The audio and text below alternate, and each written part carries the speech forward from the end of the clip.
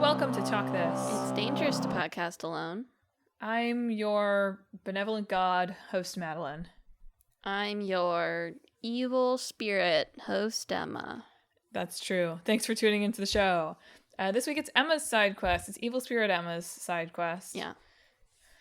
What are we talking about? What's up?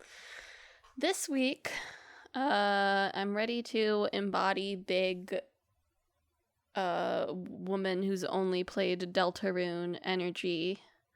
And I wanted to talk about games where the player is like integrated into the narrative.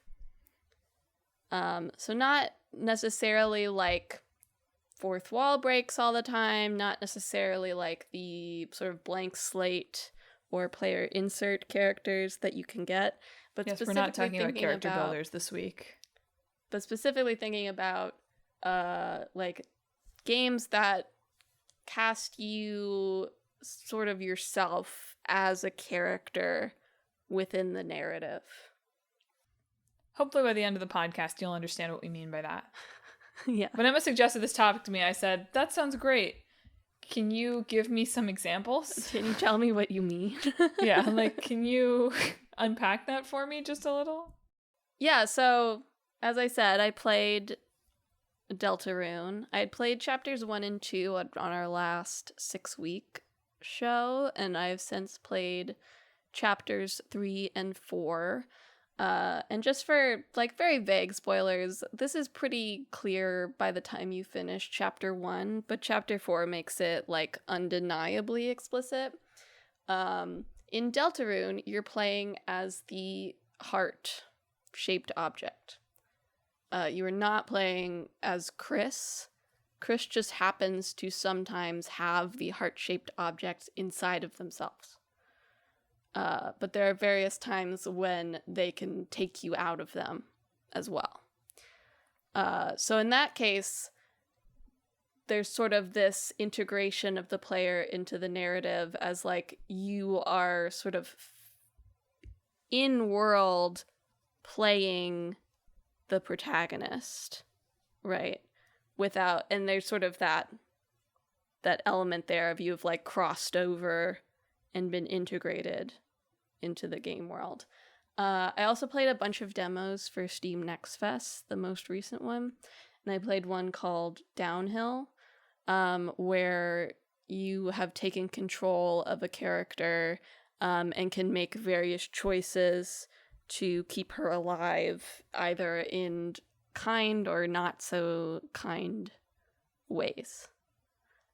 So she is aware that you're controlling her and sort of has to do what you say and has various feelings about the way that you're interacting with the world, essentially. So again, that's sort of like puts you into the world of the game beyond necessarily just being like, hey, player, right? I took game courses in college, so I'm kind of embarrassed I'd never heard of this or had forgotten about it. But the idea of like the magic circle instead of the fourth wall, where sort of the magic circle can have the game and also the player inside of it. And so some games, instead of directly breaking the fourth wall, instead just sort of expand their magic circle to more directly include the player in its immersion, essentially. And I'm right that the magic circle is not exclusively a game's concept. Probably not, right? Yes.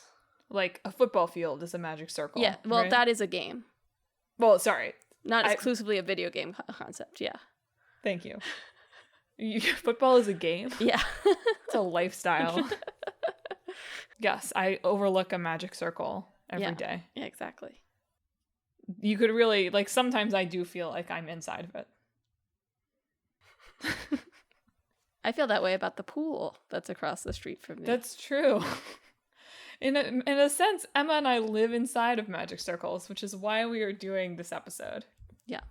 We are players in our local youth football and pool. I almost said tournaments. That's pool not really relevant to either of those, respectively. There's also a blog on Game Developer from 2014 by James Cox. Game Developer, by the way, I have to shout out as always having something interesting Yeah. for a side quest. Yeah, because it's Game always Developer talking about, is really doing the work. it's out always there. talking about design more directly than just like the game, you know? I need to start swapping that in for, when I'm researching the podcast, it's almost always topic, Yeah. Polygon, Yeah. topic, Kotaku, topic, Vice Games, Waypoint.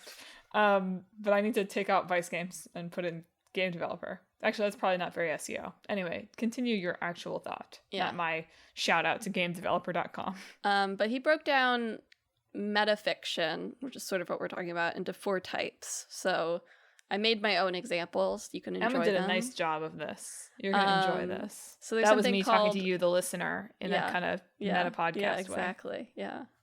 But there's emergent metafiction, which is sort of when a character will directly talk to you, the player. So it's like saying, "Hey, player, thanks for playing our game, Cloud Strife in Final Fantasy VII."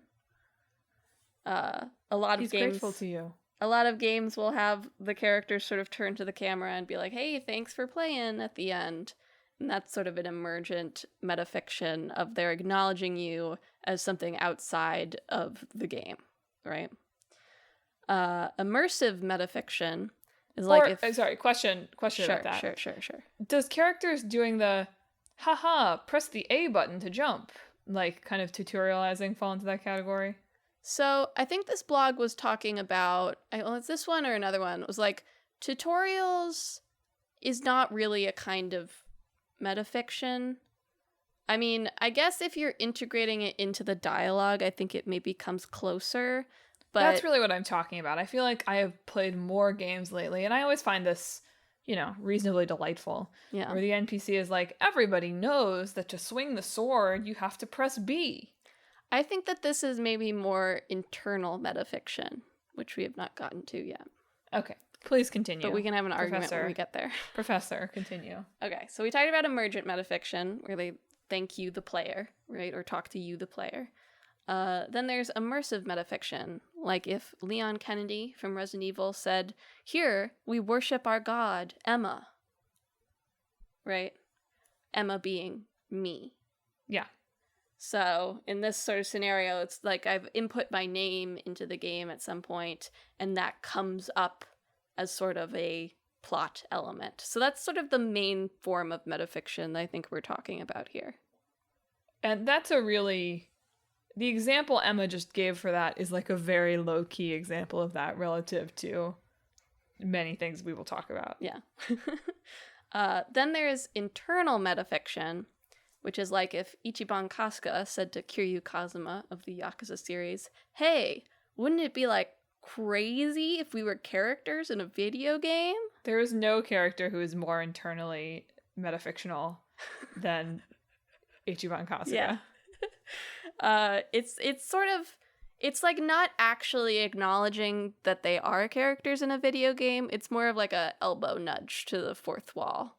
When like, characters are like, "This is like a game or something," Right. Like theoretically you could say that in real life, but because they are in a game, it comes off as a slightly metafiction-y, right? I do sometimes say that in real life. Yeah.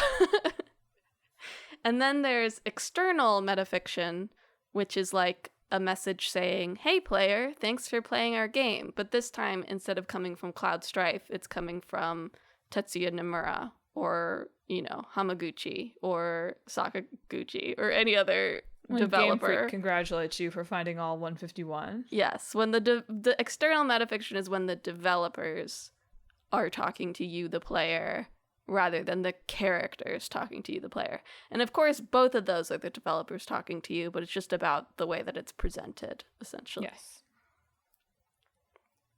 But yeah, the main things we're sort of talking about is immersive metafiction with a little bit of the emergent metafiction too, depending on how the thing is framed. But do you see what I mean about the, like, press the B button feeling a little bit more like internal metafiction? Like, I guess so, but what I'm thinking of, and this is a little bit of a tangent, is not... that feels different in kind to characters being like, haha, this feels like a game. Like, they're saying something that is patently ridiculous, right? It's not ridiculous for two human beings to say, that's so funny, this feels like a game. Ichiban and Kiryu is maybe particularly, like, maybe extreme example of that, because, you know, the whole concept of combat in the latter day, like, Dragon games is he's literally kind of viewing his life like a game. Mm-hmm. Like, we have, like, a game within a game situation. And then that, like, it's funny that, like, that delusion spreads. Mm-hmm. Like, there's definitely some lampshade, like, there's lots of lampshading of that happens. They're like, ha ha ha, like, I've been around this guy, and now I too see my bruiser fights like an RPG, Mm-hmm. right? Like, that's funny. And, like, maybe just, but I think there's something different to that than, like, an NPC going, the ancient prophecy passed down is that pressing R2 opens the map. We don't know what that means, but it's the ancient prophecy. Sure. That the tutorialization can be framed in different ways too, because sometimes they're directing it to you, the player, to press the B button, but sometimes they've integrated it as well, so your character is, like, pressing the B button, right? Sure. So, complicated.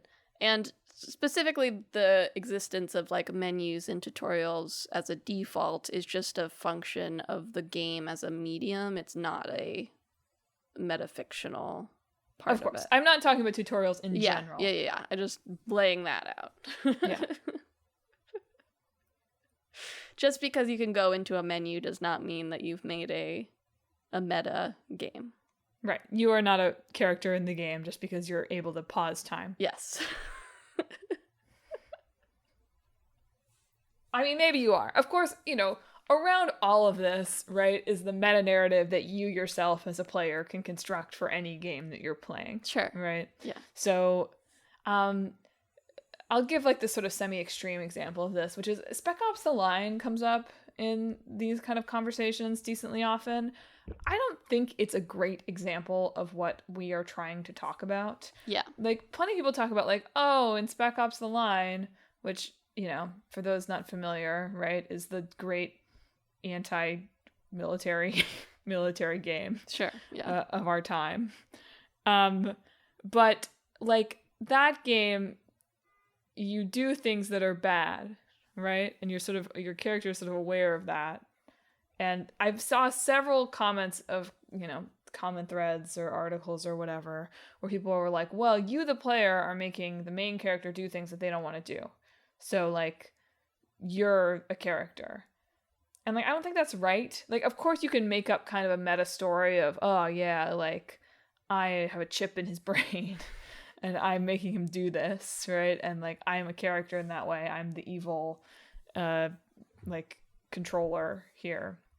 But that's not, like, you can do that with any game. Like, you can make up a story where Mario just wants to go plumb, and instead you're making him jump around. And you're allowed to do that. You're always allowed to insert yourself as a character in a game. Don't let me stop you. But we want to talk about it a little more intentionally. Yeah, my understanding of Spec Ops: The Line, too, is kind of like, this is stuff that this character actually does want to do. Sure. Deep down, also. Yeah. But Spec Ops does have some, like, fourth wall breaking bits. Right. Not just the loading screens that address you, but, like, weird, sort of scary things that can happen during your gameplay somewhat randomly, too. But that's still, like, the thing we're talking about can break the fourth wall, but does not inherently have to. And not all fourth wall breaks are this. Yes, some fourth wall breaks are, I think, more about making you, as the player, feel more like you are the character. Yeah. Like, that Spec Ops stuff feels like it falls clearly into that category. Like, everything they're doing is like, you are also experiencing these episodes of kind of mental delusion. Yeah. Right? And that doesn't make me, Madelyn, part of this world. Yeah. It might make me further identify with the character that I'm playing as, or feel more fully immersed. Let's hope not, huh? But, like, you know, in theory. I think that maybe Spec Ops actually hits under, like, the developers are talking to you, the player, more than, like, characters are, or you are a character or anything like that. So it's hitting under that, like, thanks for playing, but in like a mean way. The angry version of thanks for playing. There's a fine line, and to be clear, right? Remembering there are not that many games that do any of these things, which is so interesting, right? Not to get on my Madelyn soapbox here, right? But like the interactivity of games is like what the medium is, and fascinating to work on this particular show and be like, oh, there are not that many examples of games that really engage with you, the player, as part of the narrative. Yeah. So, saying that, but also, yes, there's a fine line between games that are aware that you, the player, are there and something about the game is talking to you, and games where you, the player, are like literally a character. Yeah. So I guess with that sort of shaky definition out there, we can talk about some specific examples. I do think there is an interesting break between these types of games where either this is sort of established from the start that you, the player, are some sort of character or force within it, and games where it's some kind of twist later on. It's a twist in a surprising number of games. Yeah. Anyway, like I said, I played Deltarune. Undertale also does this to a specific extent, although I think Undertale's is more directly talking to you, the player, outside of the game, versus Deltarune, that's sort of like they have yet to turn to the camera and say, hey, player, it's perfectly possible that the heart is another like character that isn't necessarily supposed to be representative of you within Deltarune at this point. Versus Undertale's more direct, like, hey, don't go back and do the genocide route, idiot. Well, it points to some common tropes in these types of games too, right? So many of these, you, the player, are part of the game and the game is talking to you games. I mean, understandably, like, this is what the word meta means. Yeah. Right? But there are even vanishingly fewer games where you, the player, are like really a character that is part of the world. Like you mentioned Fire Emblem, like the older Fire Emblems, which I think are actually a really good and in some ways like basic example of this. You also said it was a complicated example, which is fair. Yeah. But in Fire Emblem 7 is just Fire Emblem here, right? That's what I'm thinking of. Right. So, like, you play as the tactician, who I can't remember if that character has a sprite that we see at all. I don't They think have so. one on the field that appears very rarely. I only specifically recall it appearing as, like, a green sprite in, like, the first chapter, but it might appear a couple of other times. But you do not have, like, a portrait in the way that the other characters do. So, in Fire Emblem, the characters at no point look at you and go, oh, you're playing a game, this is a game. Like, instead, you are a pretty blank character that exists with them and commands the army. And that lines up neatly with what you are doing as the player of the game, right? You are the tactician both in-universe and as the person holding your Game Boy. Yes. So that's like a cool, neat, easy-to-understand example, I think. So many of the other examples are like, no, not like Fire Emblem is not that meta, right? Yeah. Fire Emblem has just said, hey, it's cool. Like, we've kind of put a guy who is you in the game. Yeah. And not in a, like, you're playing as them way. Just in a, like, there's a guy who has the job that you have. Yeah. Isn't that cool? Yeah. As opposed to almost all of these other ones where it's like, this is a game. We're playing with the code. Your save data is screwed. Like, we're judging you for how you played this game, loser.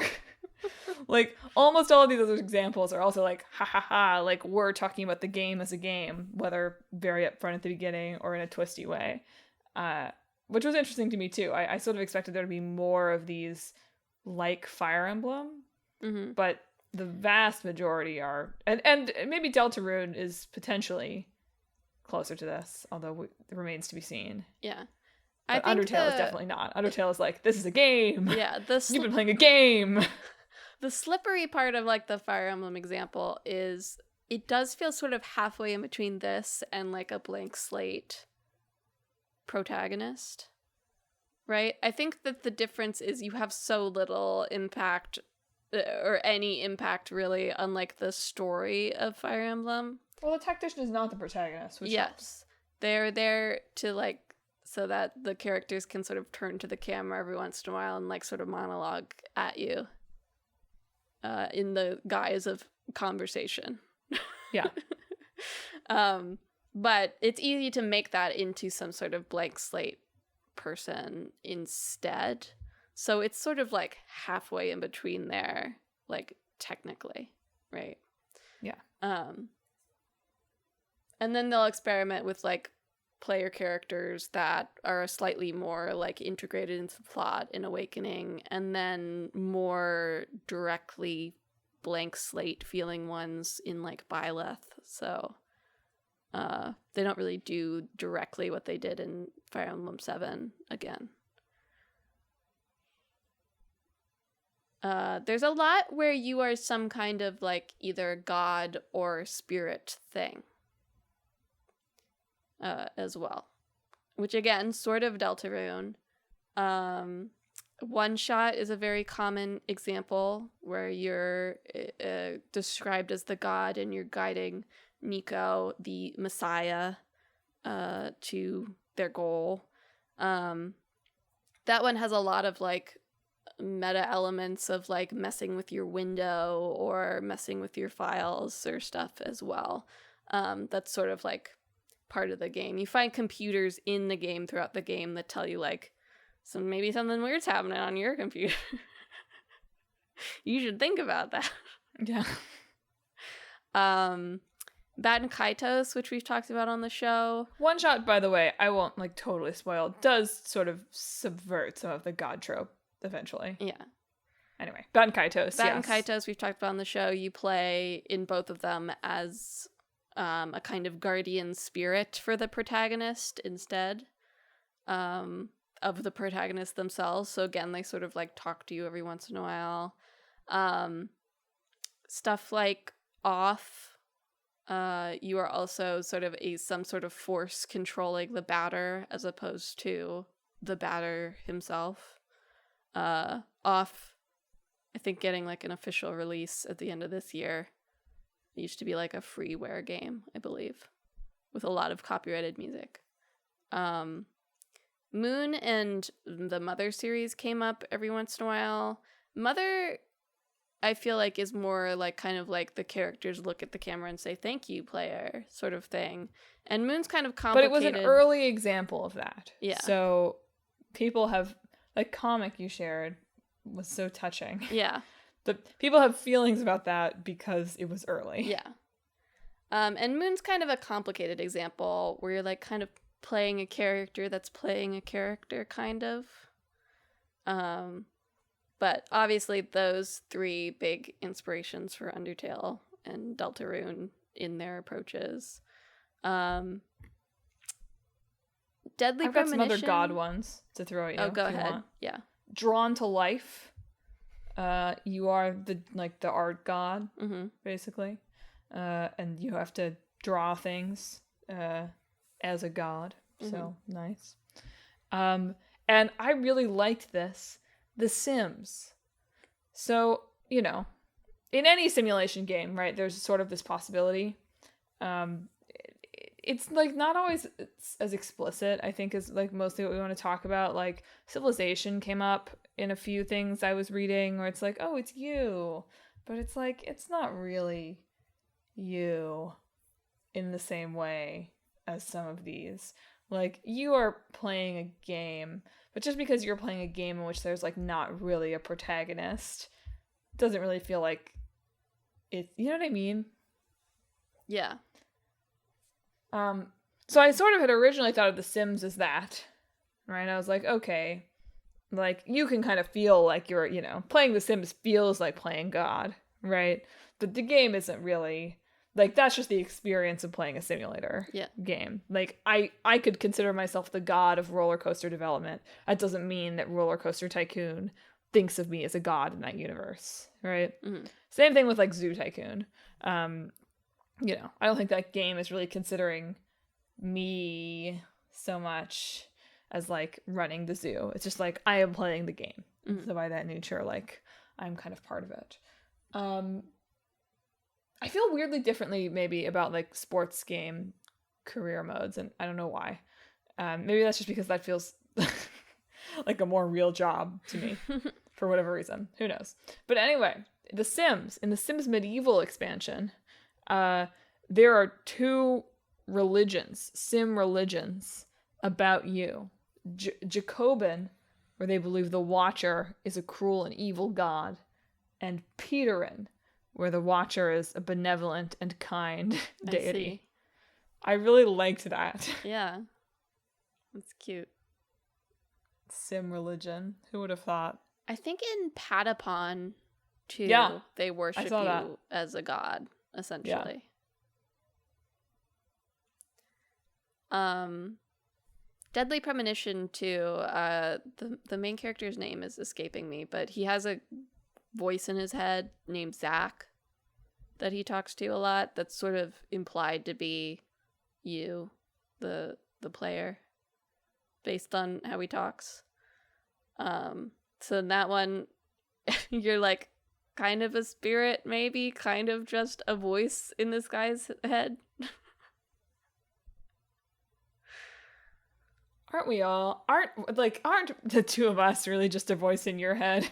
Yeah. Listener? Yeah, true. This one isn't quite, but I always laugh when I think about this. In Detroit Become Human, like near the end of the game, there's like a woman android that serves as like your menu function. She'll quote like Martin Luther King to you sometimes.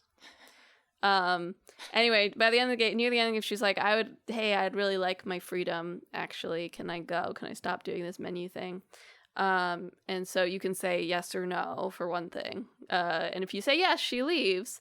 And I think they had to add an update that you can bring her back because people were sad that they didn't have their nice menu lady anymore, which is kind of incredibly fricked up considering like the themes and plot of that game, but whatever. It's fine. She was happy before she was emancipated, you know? Yeah, exactly. She wants to quote Martin Luther King to me all the time. Yeah. It's her calling. And of course, Astrobot waving to the camera. Nobody knows more than Astrobot that you're there. So true. Yeah. In Astrobot, you are literally playing inside of your PlayStation. Yeah, exactly. That's what it looks like.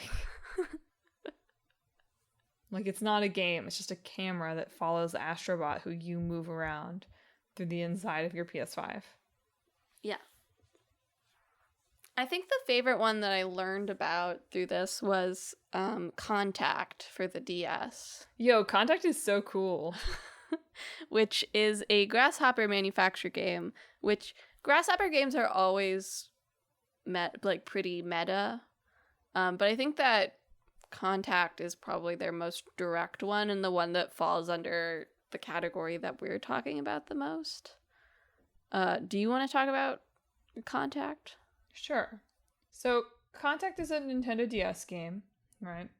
And in this game, you sort of play as silent protagonist Terry, right? Like, I was just going to describe how the gameplay feels, right? Like, you move Terry around, and the professor is this character who, like, has some tasks for Terry, right? However, throughout this entire situation, the professor is not talking to Terry, he's talking to you, like the player. He's like, you've got to, help Terry do this, right? You've got to tell him to do this, right? So that's, like, most of the game, right? And, like, it uses the dual screen of the DS in somewhat interesting ways to kind of communicate that the professor's communicating with you, and then, like, you are communicating with Terry, right? So, like, that's kind of how it works. Requisite talk this plug for Bring back the dual screen. So somebody. true. So true. Can't believe the Switch 2 doesn't fold. I know. 2 is right there in the name. I know. Anyway, you can get to an ending of the game. Like you're gathering like power cells for the professor, right? So if you get all of them, the professor can power up his ship and fly away. Spoilers, I guess. And then Terry gets pissed at you. Terry has not talked to you the whole game, but at this point, he gets pissed. He feels totally used. You've been controlling him the whole time. He's angry. And then he destroys your DS. Which the only way this game would be cooler is if this really did destroy your DS. Which, I realize it is an insane thing to say, but given the number of these games that are like, ha ha ha, like, we're messing with your files, like, we're gonna delete your save data, what? Like, I don't think it would be too much to mess up some of the wiring. Yeah. It might be too much to overheat this bad boy and melt the screen a little bit. Yeah, but he appears to be trying to smash through the bottom screen of your DS, essentially. And you have to kind of like tap him to knock him out before he manages to presumably break out of your DS and really actually beat you up in real life. Okay, but then here's where it gets like a little too meta for me. So, like, that's all kind of like there's a little man who lives inside of your computer. Or there's a man inside your television screen who is acting the TV shows for you, right? Then, at the very end, the professor kind of comes back. He's written you a letter. He says he's sorry. And then he acknowledges that, like, he knows that he himself is just, like, code, right? And he's actually he can't be sorry because it's just, like, the developers telling him to be sorry. And this is where it got, like, I was like, this is almost a step too far for me. No, I didn't play the game, so maybe it works in context. But in reading about it, I was sort of like, what did it add to add this, like, extra meta level of not only are they, like, aware of you, the player, but they're aware that they themselves are game. Mm-hmm.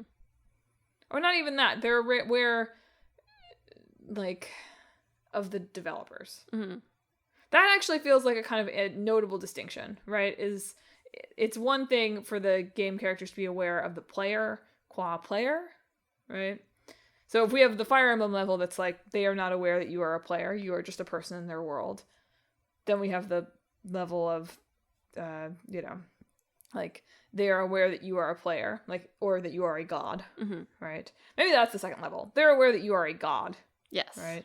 Then there's a level where they're aware that this is a game and you are a player. But I feel like there's a distinction between the, like, like, I could be sitting here being like, ha ha ha, like, I'm in a simulation. Yeah. Right? Like, that's a thing that I could be thinking about myself as a human being. That doesn't put me at level 4 of, I know the code of my simulation and I know that I have been developed by XYZ person. Yeah. And it's interesting to me that this game sort of exists at level 3 and then seems to kind of like randomly kick up to level 4 at the end. Yeah. I didn't research too far into this, but I do feel like it's a somewhat common trope to there to be like a kind of minor character in a game that is fully aware that like even in an otherwise non-meta game, there's like a minor character that's like completely aware that they're in a game, you know? Yeah.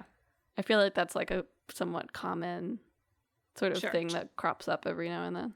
Chadley knows for sure. Oh yeah. Chadley knows. I don't actually even need dialogue confirming this to know that Chadley in Final Fantasy VII Remake and Rebirth is aware of the fact that he's in the video game, and frankly, I will be shocked if that doesn't become something in the third one. Chadley deletes your save data.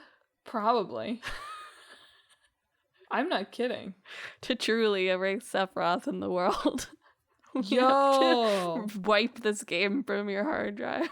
They've been talking with Yoko Taro too much. Why do you think the save data thing is such a trope?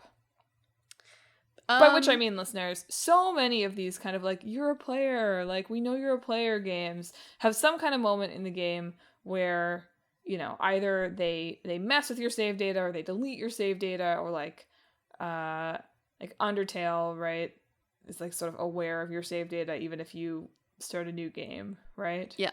Or Pathologic 2, like even if you start a new like a new run, or even if you reload an old save, in Pathologic 2, you get hit with the same debuffs that you got by dying, even if it's a save that happened before that.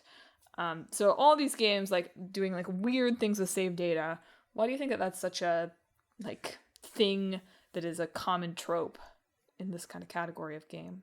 Well, I think that your save data is as close to a representative of yourself as a game has, right?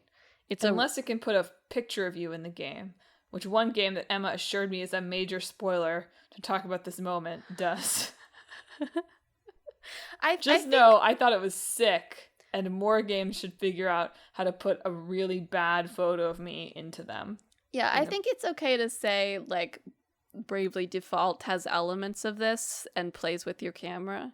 I just think that the specifics of why that happens is maybe a little bit of a spoiler, and they did just re-release it for the Switch too. So, but yeah, Bravely Default is a rather cool example of this, but definitely falls under kind of the twist part of it in terms of exactly what it's doing with it. Actually, on that note, I wish that there was some game that used non-consensually recorded audio. I think that would be problematic. Yeah, that's the whole point, believe it or not. I know. Like, I want my DualShock to record me going, "Oh no!" and like I died. And play that back to me. But anyway, part of the save data thing. Wouldn't that be sick if it had recorded? Sorry, yes, it would be sick. You're right. If it had recorded the sounds that I had made when I lost to Sephiroth for like the 10th time, at the end of Final Fantasy VII Rebirth, and if it will have Sephiroth play those back for me in 3, being like, "You weak little pushover, like here's what you sounded like." I'm imagining like that part in Kingdom Hearts 3 where Donald and Goofy are talking to you through your controller. Believe it or not, that's like, exactly what I'm imagining. Like the whole time you've been playing, it's like been listening for you to say like Sora, and so then it also plays your voice saying Sora there. See, I know we have the technology for this. I know we do. Just like, hide it in like a 17-page like terms of service that you have to agree to. Nobody reads those. Yeah. Just put it in the big like thing at the beginning. It's like, we consent to record you saying Sora. And we say, oh yeah, I want to get to the game. Actually, though, they don't even really need you to say Sora. You probably do, but you know, this is a use of AI that I no. They've recorded you saying anything. They've got your voice print now. They've got an S, they've got an O, they've got an R, they've got an A. They can splice those together. Exactly. I'll allow for that. But anyway, save data is sort of a representative of you. It's like if somebody took your diary and like burned it in front of you, right? If you're someone who writes in a diary. I don't really do that. But it's sort of like that, right? You've taken a record of all your experiences. If you keep a diary, that's probably something that's important to you and helps you keep sort of your own life straight. And that's sort of what save data is in a game. And so there's something impactful with either like messing with it or erasing it or restoring it or any number of things, right? Yeah, no, I mean, definitely. It's interesting to me how much that appears. Yeah. But that makes total sense. I mean, another way, the other common thing is like messing with your files or your display, right? Or like closing the game, right? Or something like that, which I think is probably slightly more complicated than messing with the save data too. Yeah. Another subset of this, I think, is like like dating visual novels specifically. Wait, I want to ask you a question first before we go to that. Sure. So I've played very few of these games that we are talking about. I guess because I hate games that do the thing that I wish games would do. She hates games. She could have just... Sorry, yeah, Emma just ended the pod. I guess because I hate games. Yeah. And Emma just cut off the podcast exactly. right there. The outro cues in. But one game that I have played is Nier Automata, which obviously has a very notable and impactful mess with your save data thing. Talk to you as a player at the very end of the game. Yes. But, and granted, it's been a while since I played this game. I don't really feel like you, the player, exist too much in the game up to that point. Despite the fact that it does some interesting things with, like, perspective and UI interface. That's all through the lens of you are playing as these 3 robots. Is that, am I remembering that correctly? Does that feel right to you? That, yes. like, you, the player, only become part of it at the very end? Yes. What's up with that? That's my question for you. What's up with that? I mean, it's just a more dramatic form of like the thanks for playing our game. Yeah. Emergent type metafiction is essentially what Nier Automata does at its end, I would say. You don't feel like it's a little... I mean, because here's my question, right? And this is something that's theoretically raised by any thanks for playing our game, but that we probably mostly ignore, right? If Cloud Strife turns to the camera at the end and says, thanks for playing, buddy, right? I probably understand that I'm not really meant to believe that that moment is canon to the game. Right. And I'm not meant to be like, oh my god. Like, he's known that I'm following him around the whole time. Sure. Right? But in Nier, I do wonder a little bit more, right? Like, I mean, that's obviously a very impactful moment, and, like, because it is a game about robots and androids and, you know, so much of the kind of gameplay of it, like, it has that kind of, like, interface. It did make me wonder a little bit more how much I'm, like, supposed to feel like, oh, like, am I a presence here? Mm-hmm. Right? Like, am I another pod that has been flying around the whole time that we just haven't, like, acknowledged? Yeah. Maybe, yeah. Same question, related question maybe, actually. And then I will let you talk about dating sims. Okay. But you talked a little bit in our notes about TV and movies, right? Yeah. And, like, mockumentary, of course, being a major one where there's this fourth wall breaking that happens. Yeah. And not to talk too much about non-game things, but it did make me think a little bit, you know, like, some shows just use the mockumentary format now, right? And they don't worry about the fact that there's actually a documentary crew. But in, like, The Office or What We Do in the Shadows, both of which, you know, do kind of actually culminate in the documentary going somewhere, right? Am I in the magic circle? Right? Like, am I, while watching one of those shows, meant to feel like I'm watching PBS in Scranton, Pennsylvania, you know? Or am I something different? That was interesting for me to think about. Yeah. I don't know. Yeah, I was just trying to think about, like, what this expresses as in other media. I think in books, like, not 100% of the time, but it's essentially, like, some forms of, like, second-person narration. Yeah, a little give me bit. some Calvino up in here. Yeah. And I was trying to think of, like, well, TV shows and movies, right? Like, are there shows or whatever that, like, cast you in it? I think that mockumentaries can get a little complicated. Sometimes they give the camera people, like, personalities, right? Yeah. Which cast them as their own person that's not But you. I'm not supposed to think I'm a camera person. Yeah. I'm supposed to think I'm watching the mockumentary, right? Yeah. Yeah, I mean, theoretically you could view it that way. I don't know if that is necessarily a reading that, like, adds anything to a lot of these shows. No, certainly not. And I will say, in The Office, it does seem like the documentary that airs in the universe is not the same as the TV show that we have watched. Right. In What We Do in the Shadows, it is less clear to me. Yeah. It's a lot of, like, it does feel like I'm watching a lot of, like, raw footage also, right? Yeah. Or like first draft edited footage. Right. Am I supposed to feel like I am a member of the editing team? Watching my dailies. There are other shows where a character will just kind of talk to the camera without the impression that there's someone there filming them, right? And that can be a little bit muddier, right? Where is their narration and where is their, like, am I some sort of manifestation that they see? Like, Mr. Robot more explicitly is like, yeah, you are the friend, right? You're Elliot's friend. And that is a role within the story. I think in Ferris Bueller, he's just a psychopath. Yeah. I actually think the text is clear in Ferris Bueller that, like, no, you are not a character. Like, he just does this.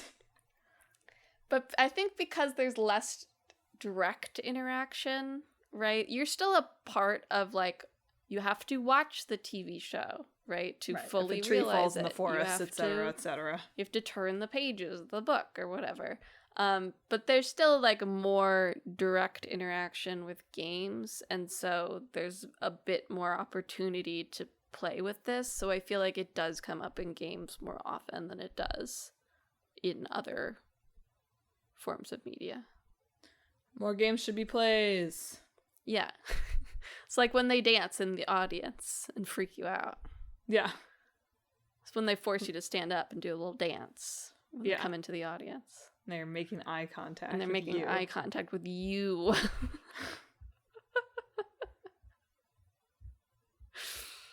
We can go on a little, theater tangent, but just quickly talk about, like, dating sims. So in a lot of those, in dating sims or Otome games or whatever, you're playing, like, your name here. Yeah. Right. There's some where you have a more established character than that, right? It depends. But there's a lot where it's just like, well, it's you. You're dating these girls and or boys or whatever. And so there is, like, a subset of, like, dating games that sort of cross into sort of usually, like, psychological horror tinge, freaky, where at least one of the characters is aware that, like, you are a player playing this game, trying to date people, right? And that character may react to it in different ways. I think the probably most popular, well-known example is Doki Doki Literature Club, where there is one of the girls who is fully aware that this is, like, a simulation and would like to date you, the player, not the character, right? But there's others, obviously, that do that as well. And I think that that's, like, an interesting, juicy area to do it, right? Not that there's anything wrong with playing dating sims, but there's commentary to be made there. Right. There's a commodification happening there. There's an objectification happening there. And also, it's a really common... I mean, it plays with that, like, very fine line, right? Between a character that is, like, a blank slate, self-insert. Yeah. Right. And a character that is you. Yeah. And then there's games like Pathologic. Like, we talked about Pathologic a little bit, but, like, in Pathologic 2, it often allows you to choose at various moments whether you are sort of reacting as the character that you're playing or reacting as yourself, right? There are various characters that may talk to you in some ways in sort of a developer talking to you kind of way.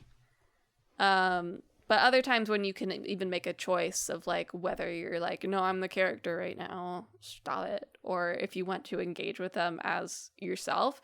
And I think that's interesting of, like, an example where the game asks you to, like, surface in and out of, like, different levels of this magic circle, right? Like, get closer to the edge versus get closer to the center kind of thing. Emma knows what a magic circle is now. I know what a magic circle is now. Anyway, I think that's a place where there's a lot of space for games to play with, right? Where you kind of do both. Are there genres where you, like, wish this would happen more, or would be interesting to you to see a game do something like this? I mean, that's tough. Yeah. I don't know. I feel like there's a lot of room, and probably a lot exists, but there is a lot of room for like horror, right? Yep. The horror of being seen, essentially. Yes. But I think that this is a thing that does cross a lot of genres, like more genres than you would necessarily expect it to at first, right? There's at least like a couple in everything that could be argued as kind of fitting within this category, I feel like. Expand that a little. I mean, we talked about a ton of different games. What's there to expand? We talked about a lot of different games with a lot of different genres and a lot of different ways that this can express themselves, either like majorly or minorly. Just because you're interacting with the game in every genre, right? Like that's a common thing for games, is that you are doing something, right? Even if it's just pressing the A button. And so as long as there is player interaction, there is the potential to do something like this. Fair enough.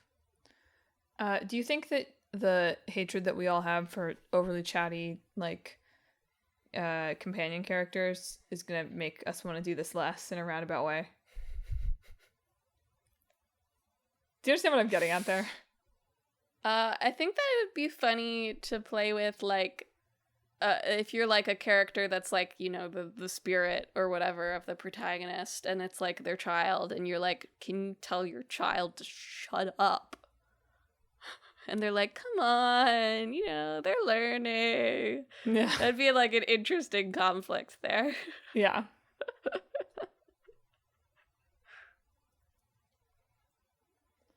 I'm trying to think if there are genres. I would like to feel like more of a god in Mario Party.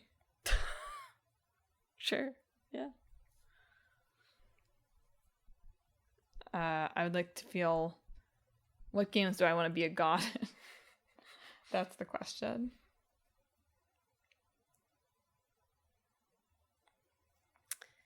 Well, I think that we talked about it.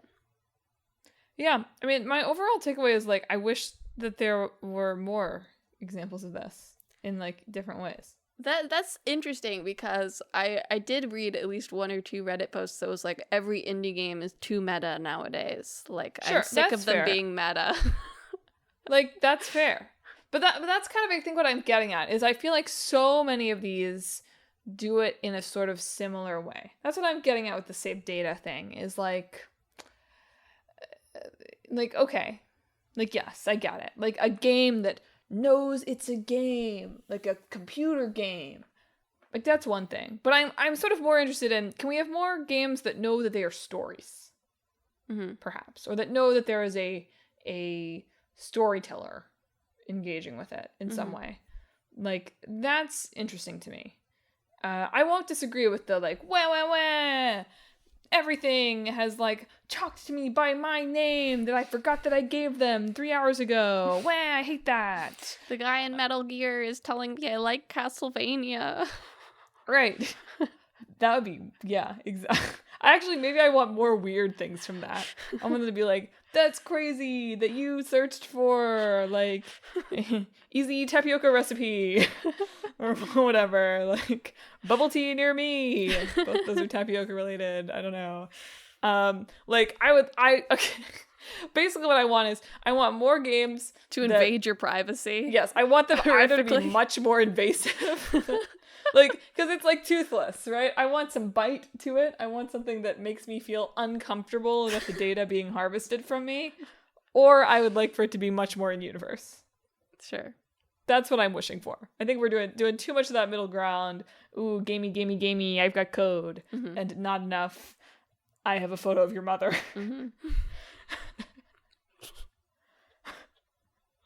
Horrifying. Thank you.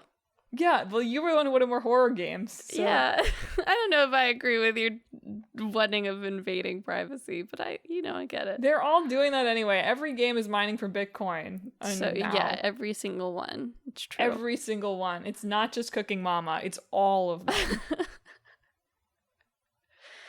All right, Madelyn, why don't you wrap it up for the listener? Hey there, listener. Guess what? I just rewired your entire phone, laptop, device, whatever. So now your lock screen or your screensaver is Talk This. It's dangerous to podcast alone. If you have thoughts on this episode or you need our help, considering how you are, the podcast doesn't really exist without you, the listener, does it? So aren't you kind of part of the magic circle with us? If you have thoughts about that, if you have thoughts about my desire that games invade more of our privacy, if you have thoughts on Emma's embarrassment about not knowing the word magic circle up until this point. I knew the word magic circle. Emma didn't know what the word circle meant. She went to college. But if you have thoughts on any of that or anything else we talked about this week, hit us up on social media. We're on Facebook, Instagram, Blue Sky, and Twitter Facebook, Instagram, Blue Sky, and YouTube. We are not on Twitter. I wish there was some kind of meta joke I could make about that. We are on meta platforms and YouTube and Blue Sky. So hit us up there, or you can also visit our website, www.talkthispodcast.com, where you can read more about the show, check out the games in the hat, and read our blog. But most importantly, if you enjoyed the show, you should subscribe. We're on Apple Podcasts, YouTube Podcasts, TuneIn, Spotify, Pandora Podcasts, online and on the app, Overcast, Pocket Casts, anywhere that you can find podcasts. Subscribe to Talk This, so we're always in your ears. Next week, we're talking about Luminous and Clair Obscure. Emma's talking about Clair Obscure. I did finish it. I'm just listening. I'll try to parry every once in a while. Good. But that's it for this week's show. Thanks for tuning in. Emma, try to give them like a scary meta outro. This week, I look forward to telling you what to do. That was scary.